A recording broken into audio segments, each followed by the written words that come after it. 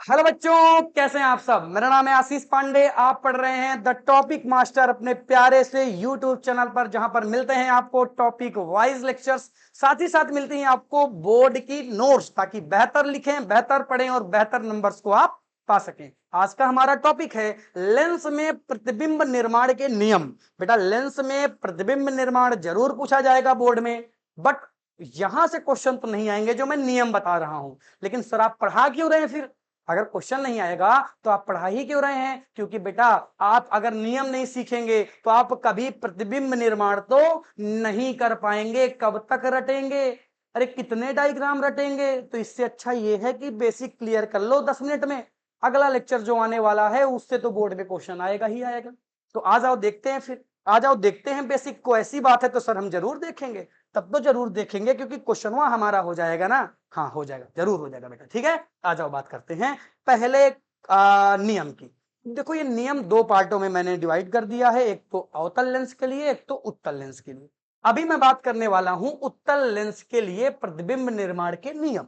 उत्तल लेंस के लिए प्रतिबिंब निर्माण के नियम 3 हैं, तीनों बहुत ही सिंपल से हैं। सभी बच्चों को एक बार में समझ में आ जाएंगे। देन मैं आपको बोर्ड वाली नोट्स दे दूंगा, सभी लोग लिख लेंगे। ओके, ठीक है सर। बिल्कुल सर, ऐसा ही करेंगे जैसा आप कह रहे हैं। ठीक है, अच्छी बात है, अच्छी बात है, ऐसा ही करना। नहीं, नंबर नहीं है बाद में मत कहना मुझे। अच्छा बताओ, मुख्य अक्ष कौन है? बता दो, इनमें मुख्य अक्ष कौन है? सर, ये मुख्य अक्ष होता क्या है सर? ये तो हमें पता ही नहीं है।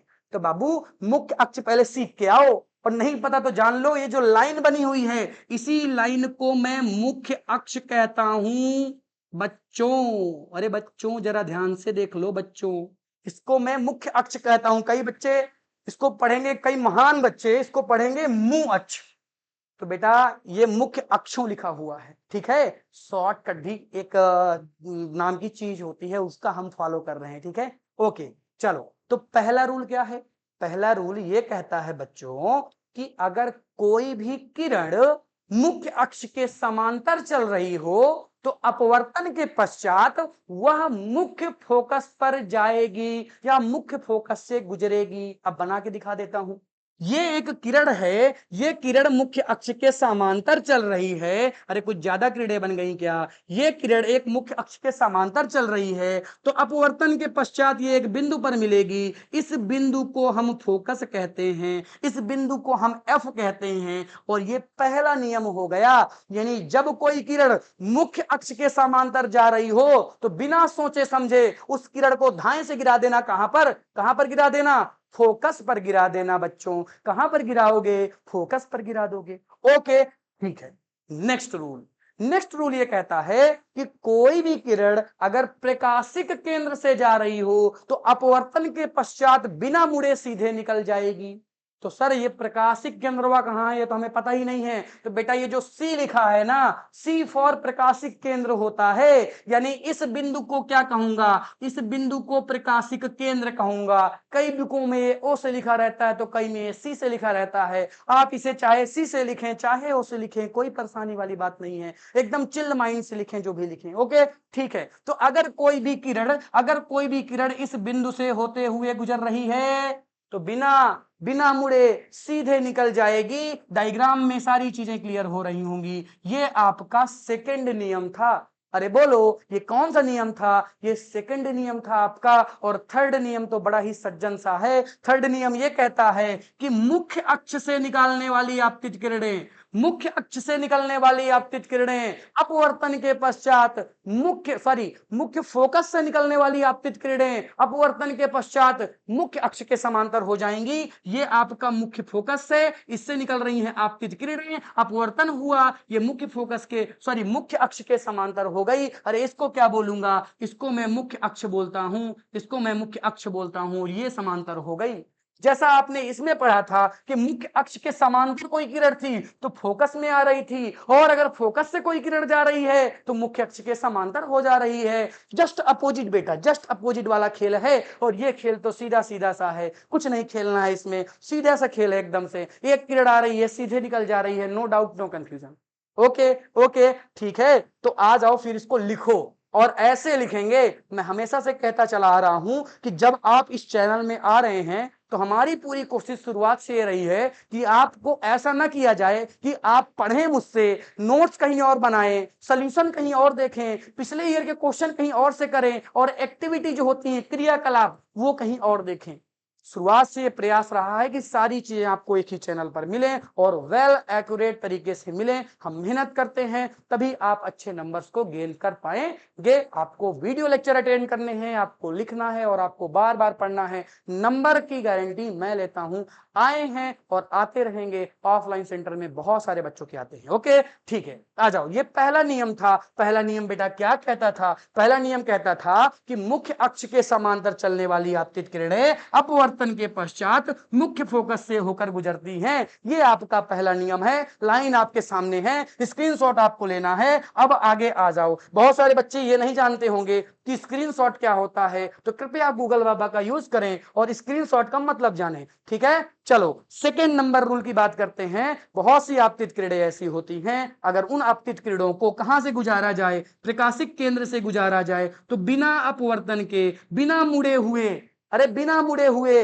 वो सीधे निकलेंगी। इस नियम को दूसरा नियम कहते हैं और ये भी नियम आपके जब आप प्रतिबिंब निर्माण करेंगे वहां पर काम जरूर आएगा बच्चों, काम जरूर आएगा। तो नेक्स्ट रूल की बात ही कर लेते हैं, आ जाओ। नेक्स्ट रूल क्या था कि मुख्य फोकस से गुजरने वाली आपतित किरणें अपवर्तन के पश्चात मुख्य फोकस से होकर गुजर जाती हैं। ऐसे ही आपको रट जाएगा अगर आप वीडियो अच्छे से देख रहे हैं और बार बार पढ़ रहे हैं। हमें क्या है, हमें रोज पढ़ाना है, रोज पढ़ना है, तो हमें जैसे रट जाता है आपको यही काम करना है, रोज पढ़ना है, रोज लिखना है, आपको भी ऐसे रट जाएगा। सारी चीजें जुबान पर होंगी। अगर मुख्य फोकस से कोई किरणें जा रही हैं तो मुख्य अक्ष के समांतर हो जा रही हैं। क्या दिक्कत है इसमें? कोई दिक्कत नहीं है इसमें। तो ये तीनों रूल आपको समझ में आए होंगे। अब हमारे जो आ रहे हैं नेक्स्ट टॉपिक वो थोड़े से हैं मजबूत। और मजबूत कैसे हैं कि बच्चों को यहां पर होता है कंफ्यूजन। कंफ्यूजन इसलिए होता है क्योंकि यहां पर आभासी चीजें आ जाती हैं, झूठी चीजें आ जाती हैं। बच्चे हैं दिल के सच्चे और उनको लगता है कैसे आएगा ये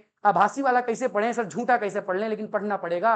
अब बताओ कि मैं झूठा किसको बोल रहा हूं, जरा ध्यान से देखना। पहला नियम देख लो, जरा पहला नियम देख लो। इसमें अगर मैं मुख्य अक्ष के समांतर कोई किरणों को ले जाता हूं तो वो किरणें बेटा ऐसे दूर फैल जाती हैं, यानी मिल तो कहीं पर नहीं रही, यानी मिल तो कहीं पर नहीं रही। तो जबरदस्ती इनको मिलाना पड़ता है, झूठा वाला मिलाना पड़ता है। इसको पीछे की तरफ खींच दो, इस किरण को पीछे की तरफ खींचते चले आओ। जिस बिंदु से मिल जाए उसे मुख्य फोकस कह देना। इसको ऐसे खींचो, ऐसे करके इसको ऐसे खींचना स्टार्ट करो, तो जिस बिंदु पर मिल जाए इसे मुख्य फोकस कह देना। यानी इस नियम को तुम क्या कह सकते हो, लाइन इसकी कुछ ऐसी होंगी, अभी मैं लिखवा दूंगा लेकिन सुन लो। अभी लाइन इसकी कुछ ऐसी होंगी कि मुख्य अक्ष के समांतर चलने वाली आपतित किरणें अपवर्तन के पश्चात मुख्य फोकस से अपवर्तित हुई प्रतीत होती हैं। प्रतीत होती हैं मतलब होता होता कुछ नहीं है, प्रतीत होता है।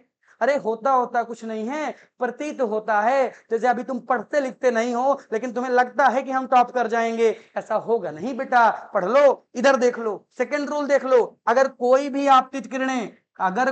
आपतित किरणें प्रकाशिक केंद्र से जाएं तो बिना मुड़े वो सीधे निकल जाएंगी। यही नियम तो मैंने आपको अभी पढ़ाया था जब मैं आपको उत्तल लेंस पढ़ा रहा था, और यही नियम इनके लिए लग जाएगा। दोनों के लिए नियम सेम है, दोनों के लिए सेम है। यहां पर दोनों भाई भाई हो गए, वैसे तो ये भाई भाई नहीं थे बट इस नियम के लिए तो हो ही गए। ठीक है, नेक्स्ट रूल की बात करते हैं। नेक्स्ट रूल कहता है कि फोकस से अगर कोई किरणें जाएंगी तो मुख्य अक्ष के समांतर हो जाएंगी। तो जरा ध्यान से देखो, क्या ये वाला नियम भी उत्तल लेंस से मिल रहा है क्या? अरे बिल्कुल मिल रहा है भाई। थर्ड नंबर में यही चीज तो बताया था कि मुख्य फोकस से गुजरने वाली आपतित किरणें मुख्य अक्ष के समांतर हो जाती हैं। यानी ये दो नियम तो बेटा समान निकल गए, समान निकल गए। जैसे आपने उत्तल के लिए पढ़ा वैसे आपने अवतल के लिए पढ़ा। बट जो सीखना है वो इसको सीखना है, और जो प्रतिबिंब बनेगा ना, इकट्ठा बनता है और जो बनेगा वो इसी से बनेगा।